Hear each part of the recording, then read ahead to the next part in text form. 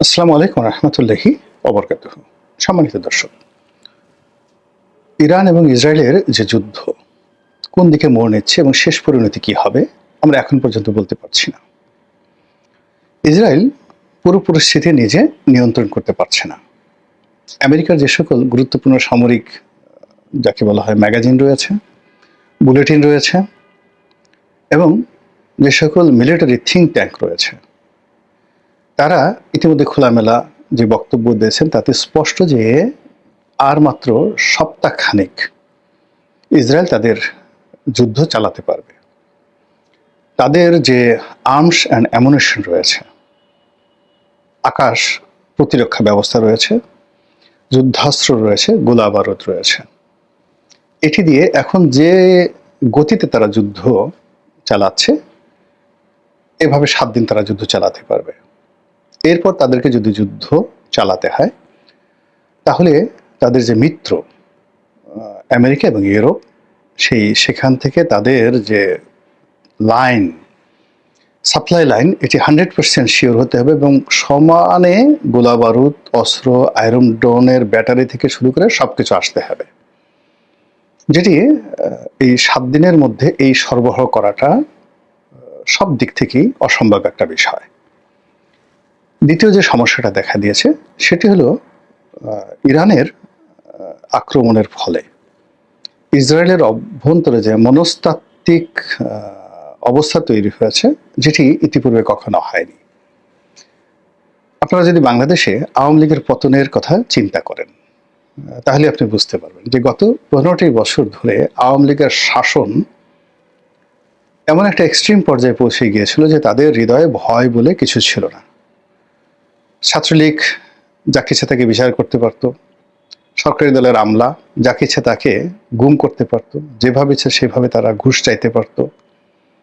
বিএনপির যে কোনো নেতা, সেটা বাংলাদেশে মির্জা ফখরুল সাহেব থেকে শুরু করে যে কোনো লোকের বিরুদ্ধে চুরি, ডাকাতি, রাহাজানি, ছিনতাইয়ের একটা মামলা দেওয়া যেত।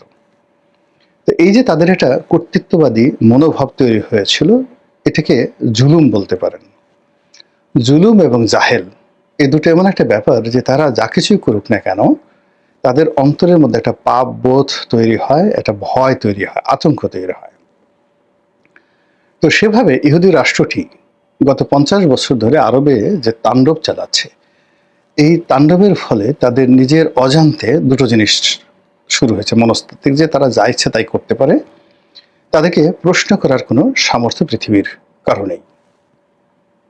আর দ্বিতীয়ত, তাদের নিজেদের অজান্তে মনের মধ্যে একটা অনুশোচনা, ভয় এবং আতঙ্ক সবসময় তারা কাজ করছে যে আমরা যে পাপ করেছি, গুনাহ করেছি, যে কোনো সময় যে কোনো দুর্ঘটনা ঘটতে পারে। তো সেই দিক থেকে গাজাতে তারা যে তাণ্ডব চালিয়েছে, ইরানের উপর তারা যেভাবে একতরফাভাবে আক্রমণ চালিয়েছে, এটা ছিল তাদের সেই জাহিলিয়াতের বা জুলুমের প্রাথমিক স্তর। কিন্তু যখন মজলুম সিনা উঁচু করে দাঁড়িয়েছে এবং মজলুম যখন আক্রমণ করেছে, এটা তারা স্বপ্নেও কল্পনা করেনি। ফলে আক্রমণের একেবারে প্রথম ঘন্টার মধ্যে, অর্থাৎ ইরানের যখন প্রথম মিসাইলটা আঘাত হানলো, তার 1 ঘন্টার মধ্যে নেতানিয়াহু, যিনি প্রধানমন্ত্রী, তিনি অজ্ঞাত স্থানে চলে গেছেন। কেউ বলছেন দেশের বাইরে, কেউ বলছেন বাংকারে, এবং তাদের বেশিরভাগ জনগণ বাংকারে চলে গেছে। আর বিরাট অংশ যারা পারছে তারা সমুদ্র দিয়ে সাইপ্রাস হয়ে ইউরোপ আমেরিকাতে পাড়ি জমিয়েছে। আর বিমানবন্দর দিয়ে যেভাবে দৌড়দৌড়ি করে তারা পালাচ্ছে, এ দৃশ্য দেখার মতো নয়। তো এই যে এটা মনস্তাত্ত্বিক যুদ্ধ শুরু হয়েছে ইসরায়েলের অভ্যন্তরে, যে আতঙ্ক ছড়িয়ে পড়েছে, এটাকে ঘোরানো সম্ভব নয়।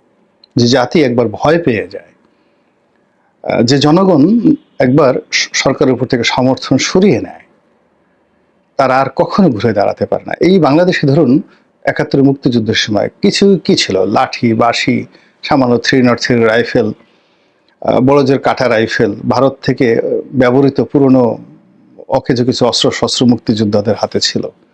আর এই বাংলাদেশে অন্তত 1 লাখ সৈন্য মোতায়েন করা ছিল, ত্রিমাত্রিক, ওয়ান অফ দ্য, যাকে বলা হয় ইফেক্টিভ মিলিটারি পাওয়ার, পাকিস্তানি মিলিটারি পাওয়ার, এবং 1970-তে পাকিস্তানি মিলিটারি পাওয়ার এশিয়ার মধ্যে নাম্বার 1 ছিল।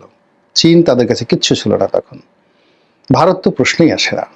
তো 1 নম্বর মিলিটারি পাওয়ারের 1 লাখ সৈন্য, আধুনিক অস্ত্র শস্ত্র নিয়ে এই ভেতো বাঙালির সঙ্গে তারা পেরে ওঠেনি। তারা পরাজিত হয়েছে। এর কারণ হলো তাদের মানসিক শক্তি ছিল না, আর যারা কাজ করেছে তাদের মধ্যে একটা বিজয় ছিল।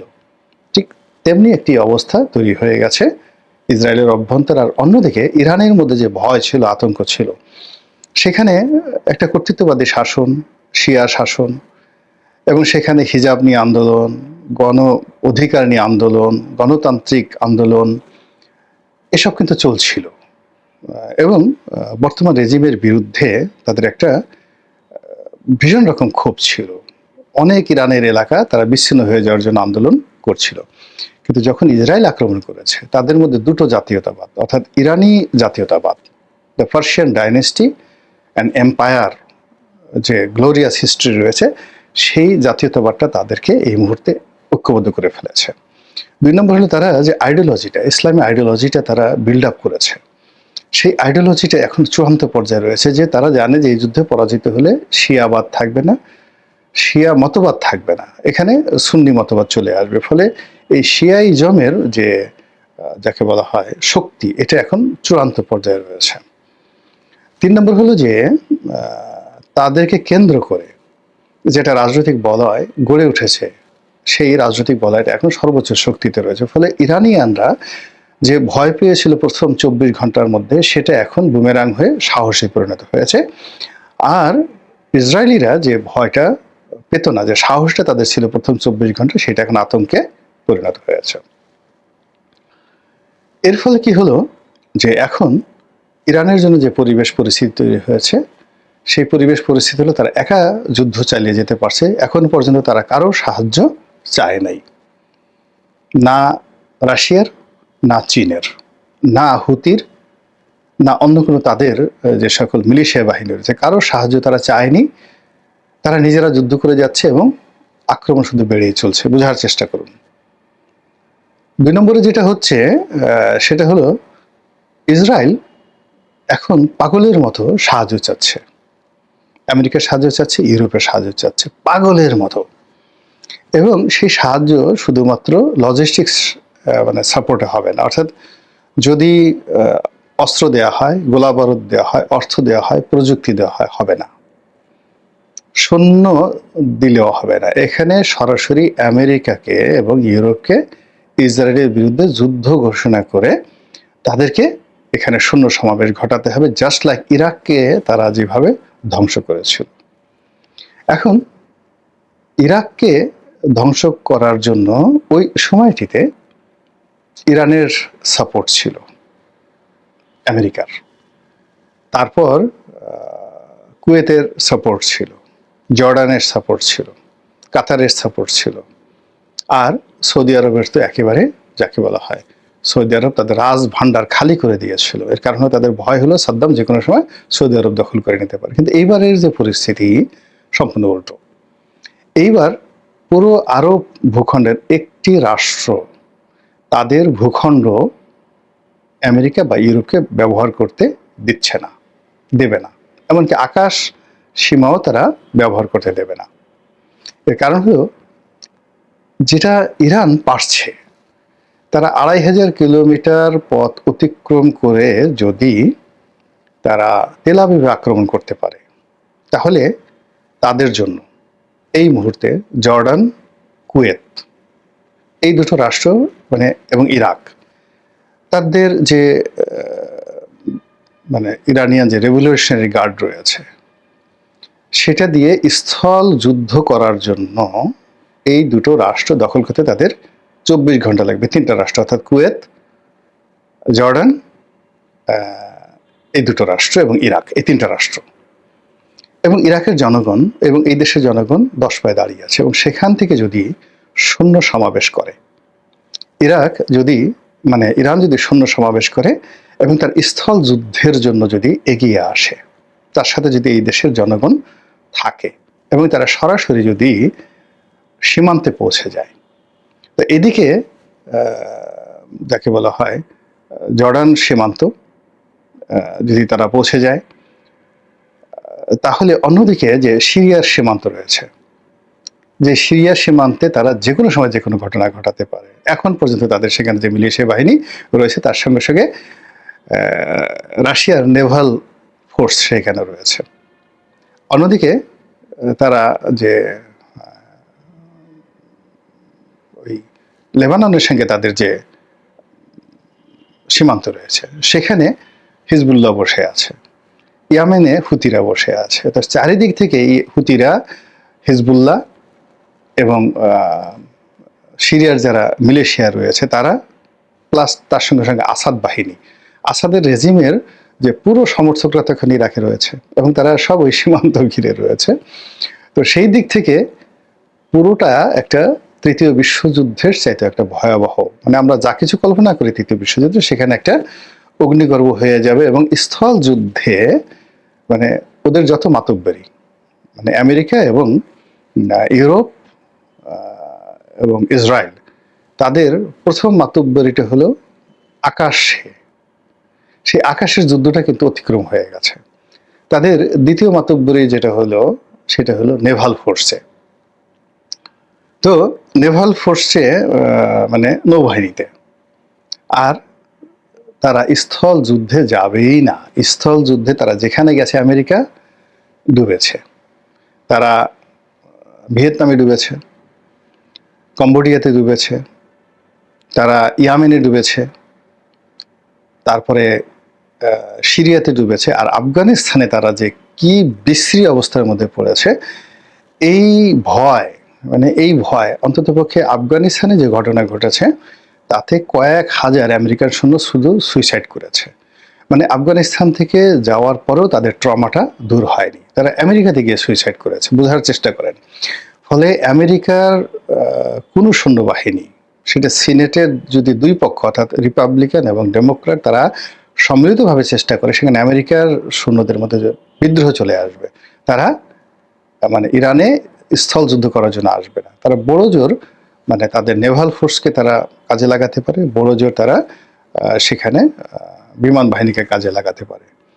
তো এই যে একটা অবস্থা, সেই অবস্থার মধ্যে ইউরোপ এবং আমেরিকার শহরে শহরে এই যুদ্ধে না জড়ানোর জন্য বিক্ষোভ শুরু হয়ে গেছে।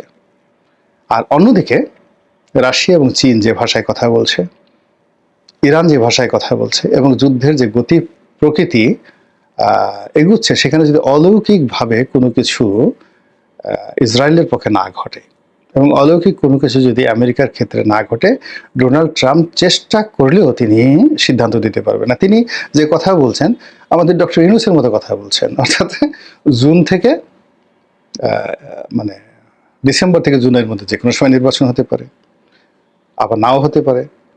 এখন এখানে তিনি বলছেন যে ইরানের ব্যাপারে আমি কোনো সিদ্ধান্ত নেব না, আবার নেব, তারপরে আমার সিদ্ধান্ত আরো 15 দিন পরে আমি জানাবো। কিন্তু এই 15 দিনে তো যা হবার তা হয়ে গেছে।